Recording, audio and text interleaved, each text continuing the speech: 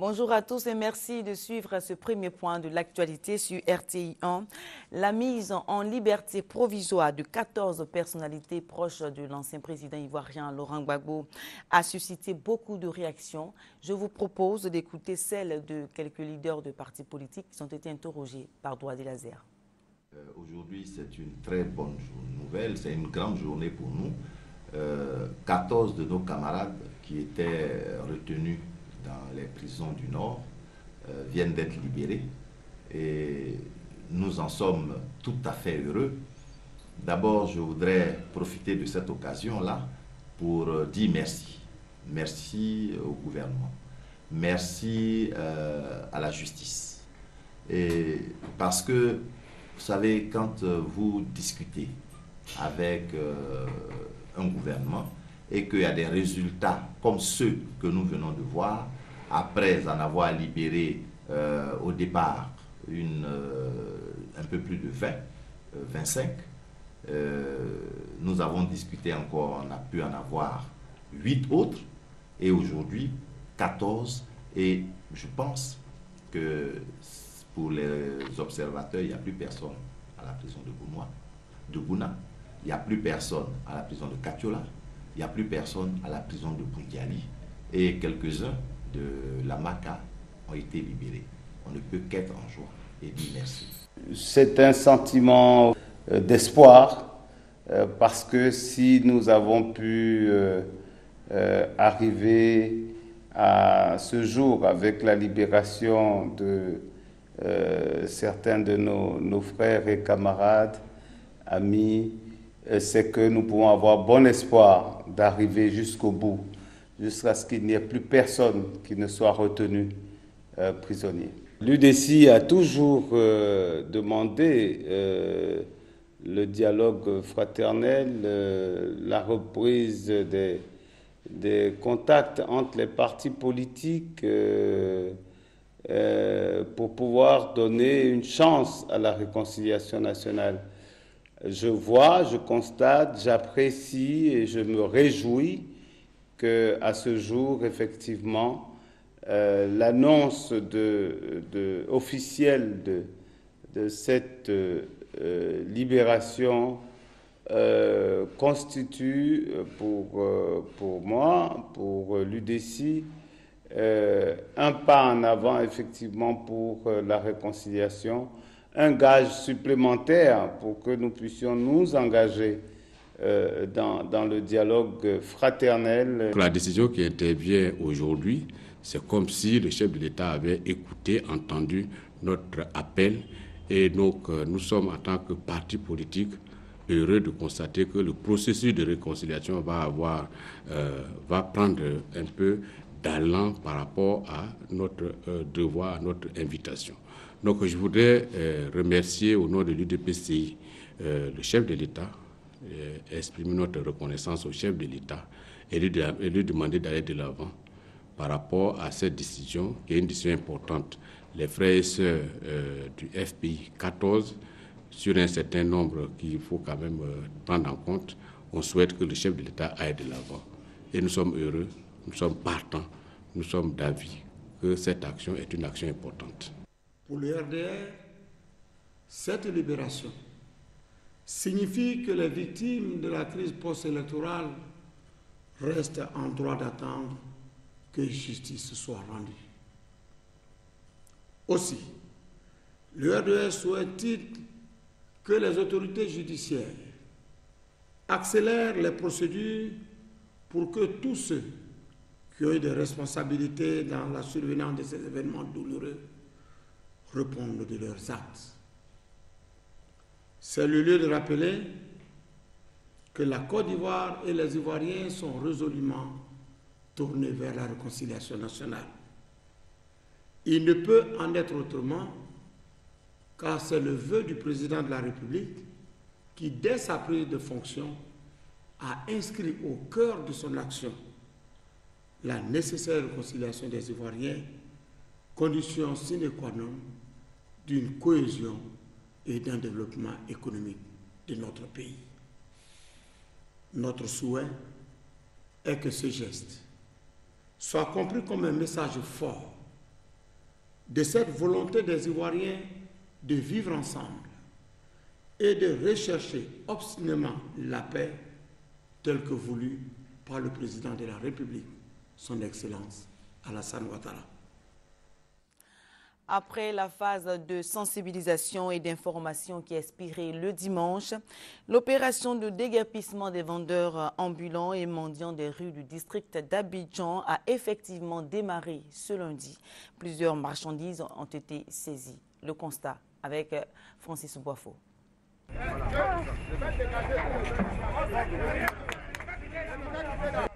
Descente musclée des éléments de la police nationale et de la brigade de la salubrité urbaine sur le terrain ce lundi. Après 10 minutes d'intervention, les commerçants de la rue zone 4 de la commune de Marcory quittent le trottoir. Plus loin, dans la commune de Trècheville, des vendeurs ambulants sont interpellés par des agents des forces de l'ordre. Plusieurs marchandises sont saisies. C'est une bonne chose que la police puisse au moins les traquer, parce que là, il y a le plus souvent les petits voyous qui se mêlent avec ces jeunes gens pour agresser ceux qui s'arrêtent au feu. Pendant que le directeur des unités d'intervention, le colonel Kouyaté Youssouf, et les éléments de la brigade de la salubrité urbaine sillonnent certaines artères, d'autres policiers surveillent les rues autrefois occupées par les vendeurs, commerçants ambulants et mendiants. Actuellement, ça va maintenant. On n'a plus de problème. Ceux qui vendaient avant, là, vraiment, nous gênaient beaucoup. Mais promptement, bon, la voie est dégagée, on est libre.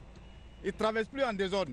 Après plusieurs heures de patrouille, le préfet de police d'Abidjan fait le point. On a commencé par la zone sud avec le carrefour Aboussouan, le carrefour Solibra, qui est réputé pour cette activité, le carrefour Orcadeco sur le VGE.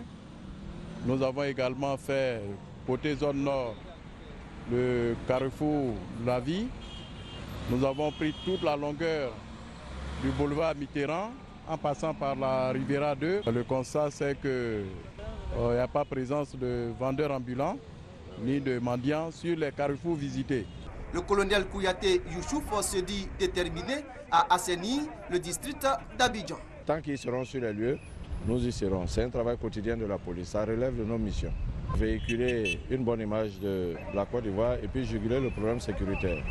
L'opération de déguerpissement des mendiants et des vendeurs ambulants des artères de la capitale économique vise, selon le ministère d'État, ministère de l'Intérieur et de la Sécurité, à mettre fin à des pratiques qui compromettent les efforts du gouvernement dans sa volonté de faire de la Côte d'Ivoire une destination de choix pour les touristes.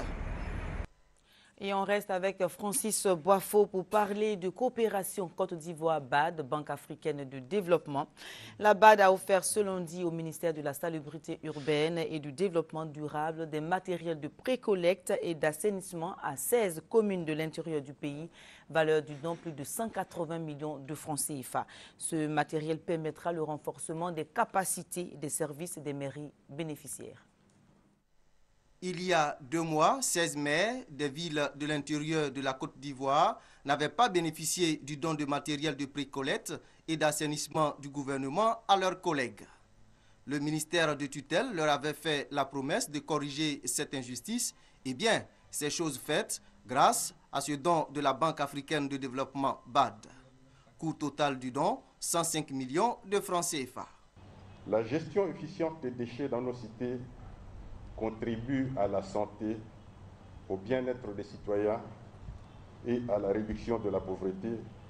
Le ministre Alakwadio Rémy demande aux maires de faire de la lutte contre l'insalubrité une priorité. Nous pouvons dire que toutes les communes de Côte d'Ivoire ont reçu 1 million de matériel. Bien entendu, sous l'impulsion du président de la République, cela va continuer. Nous allons essayer de les renforcer. La ministre en charge de l'économie et des finances, elle, est reconnaissante des appuis financiers et matériels de la BAD à la Côte d'Ivoire. Le matériel de précollecte, il est composé de 6 tracteurs, 37 tricycles motorisés, 175 brouettes, 200 râteaux, 200 pelles bêches, 200 fourches de jardin, 1100 cache-nez, 200 gants de sécurité et 200 bottes de sécurité. Les populations ivoiriennes ont été invitées à cette cérémonie à rendre leur cadre de vie propre. Après les examens à grand tirage, les meilleurs élèves de chaque examen ont été reçus ce lundi par Kandia Camara, ministre de l'Éducation nationale et de l'enseignement technique. Ils ont été félicités et encouragés par la ministre. Elle les a d'ailleurs invités à prendre part à la cérémonie d'excellence prévue aujourd'hui avec le président de la République, Alassane Ouattara. On en parle avec Mamadou Kouassi. Kwadion Goran Joël, 10 ans, avec 165,38 points sur 170 au CEP. Begui Mathieu Jean-Luc, 15 ans, avec une moyenne annuelle de 17,31 sur 20, a obtenu 138,5 points sur 160 au BEPC. Et Tano Inès Noélie, 18 ans, a obtenu 358 points sur 400 au bac série C. Ce sont les champions, les meilleurs des examens à grand tirage au titre de l'année scolaire 2012-2013. Des performances qui font la fierté du système éducatif ivoirien en pleine reconstruction. La ministre de l'Éducation nationale et de l'enseignement technique souhaite que ces enfants soient des ambassadeurs de l'école ivoirienne. Je souhaite que vous demeuriez des modèles pour vos amis, des modèles pour les autres enfants de Côte d'Ivoire. Je souhaite que tous les autres enfants puissent vous ressembler. Le président de la République veut faire de la Côte d'Ivoire un pays émergent à l'horizon 2020. C'est vous là qui allez construire cette Côte d'Ivoire émergente. Pour ces champions, le secret demeure la discipline, le sérieux, la rigueur dans le travail. Je fais mes exercices au jour le jour. En classe aussi, je suis ce que le professeur dit pour ne pas avoir à reprendre à arriver à la maison. Et puis, je fais aussi des recherches personnelles. Il ne faut pas bavarder pendant que le professeur explique les cours. Être attentif, être assidu, ponctuel. Ce n'est pas bon d'arriver toujours en retard parce qu'on risque de rater quelque chose d'important. Je participe beaucoup au cours de renforcement, dont le cours de mercredi et le cours de samedi. En classe, j'écoute ce que ma maîtresse me dit et j'essaie d'assimiler en même temps. Les parents d'élèves se disent heureux du travail réalisé par leurs enfants. Les papas n'ont pas le temps. Il faut être franc. Ce que tu peux faire, tu fais. Il faut demander à l'enfant toujours de travailler, seulement le travail. Le travail. Et je suis sûr, mais aujourd'hui je suis fier. Ce mardi 6 août 2013, ces champions du ministère de l'Éducation nationale et de l'enseignement technique, ainsi que leurs camarades des autres secteurs, seront célébrés par la nation ivoirienne. Ils recevront les honneurs du président de la République, qui fait de l'excellence un credo pour l'émergence de la Côte d'Ivoire à l'horizon 2020. Près de 9000 agents risquent de sortir du fichier de la fonction publique s'ils ne prouvent pas leur existence d'ici la semaine prochaine. Niamien Konan, le ministre de la fonction publique, a fait ses précisions ce lundi. Il passe ainsi à une autre étape de l'identification des fonctionnaires ivoiriens. On en parle avec Adam Akone. Le ministère de la fonction publique et de la réforme administrative est en phase de boucler l'opération d'identification et de notation. Après le coup de balai de 2011 ayant permis de rayer des fichiers 3698 emplois fictifs, le ministre Niamien Konan annonce un nettoyage de fond. Nous sommes en train de nettoyer avec de l'eau et du savon. Et aujourd'hui, nous avons 8154 fonctionnaires qui n'ont pas été notés par un supérieur hiérarchique. Au total, vous avez 9232 agents sur 161 1073 fonctionnaires qui étaient concernés. 9232 fonctionnaires ne se sont pas soit fait identifier, soit notés par un supérieur hiérarchique. Ces 9232 agents sont appelés à se manifester et le temps presse. À partir de la semaine prochaine, nous allons convoquer donc ces 9232 fonctionnaires, moins ceux que les DRH viendront nous dire non, ils ne sont pas fait identifier ou n'ont pas été notés, mais ils sont dans notre service, à se présenter pour nous expliquer pourquoi ils ne sont pas fait identifier ou ils n'ont pas été notés par un supérieur hiérarchique.